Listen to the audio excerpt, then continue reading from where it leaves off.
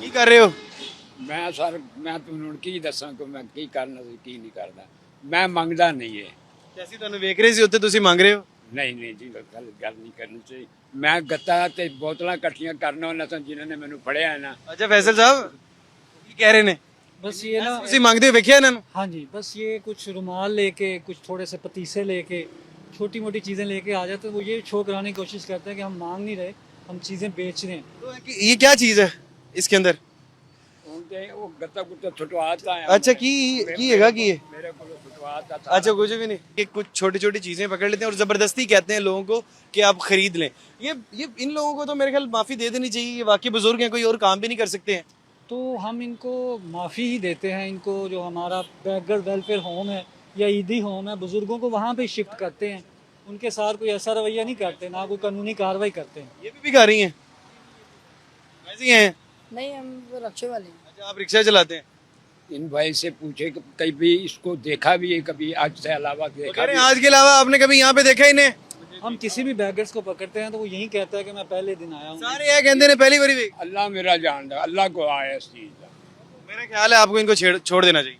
तो हम इनको छोड़ते ही मैं हैं। झूठ बोलने वाला काफर होता है। जो हमारे बुजुर्ग होते हैं ना, यानी आप भीख नहीं मांगते? नहीं मांगता हूँ मैं भीख नहीं मांगता। गत्ता मैं जरूर इकट्ठा करता हूँ, बोतलें जरूर। हम इनसे रिक्वेस्ट आपको कर देते हैं कि ये आपको अभी यहाँ पे छोड़ दें, लेकिन आप ये बात बताएं कि ये आपको लेके जाएंगे कि वेलफेयर की जगह पर, वहां पर जाके आपको रहने की जगह मिलेगी, खाने की जगह मिलेगी। मुझे नौकरी दिला दें मैं करूँगा।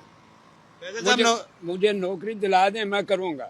फैसल साहब नौकरी दिला देंगे? दरअसल जो बुजुर्गों की एज है ना, ये नौकरी नहीं कर सकते। तो कह रहे हैं इस उम्र से नौकरी नहीं कर सकते। ऐसे लोगों के मैं लिए कहता हूँ मैं करूँगा इंशाल्लाह। जवान से ज्यादा काम करूँगा, जवानों से ज्यादा हिम्मत मेरे में। जो मैं 72 साल की उम्र में फिर सकता हूँ ना, गत्ता छोटे छोटे गत्ता इकट्ठा करके किलो 2-4 किलो बेच के। मैडम जरा इधर आइएगा। ये देखिए अलग किस्म का केस मिला है। अब ये कह रहे हैं कि मैं ना भीख नहीं मांगता और मुझे अगर ये नौकरी दे देते हैं तो मुझे साल ले जाए, मुझे नौकरी दिला दें। बाबा जी आपके पास कितने पैसे हैं? मेरे पास ये देखो जो मेरे पास है, ये मेरा कार का बिल है। ये बस? तो आप यहाँ पे क्यों खड़े हैं, किस मकसद के लिए खड़े हैं? ये देखिए जी, ये देखिए, ये देखिए।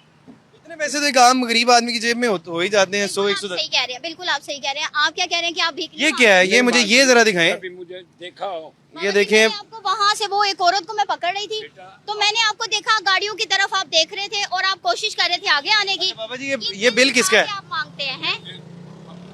मकान का ये बिल है। ये बिल पे किया आपके घर का? हाँ मेरे घर ये का। भीख मांग के आपने पे किया? नहीं, खुदा मेरा गवाह है। नहीं, वो कह रहे हैं मैं भीख नहीं मांगता। खुदा बाबा जी, मेरा आपको गवाह है क्या कि मैं काम भीख आता है? नहीं। आपको क्या काम आता है?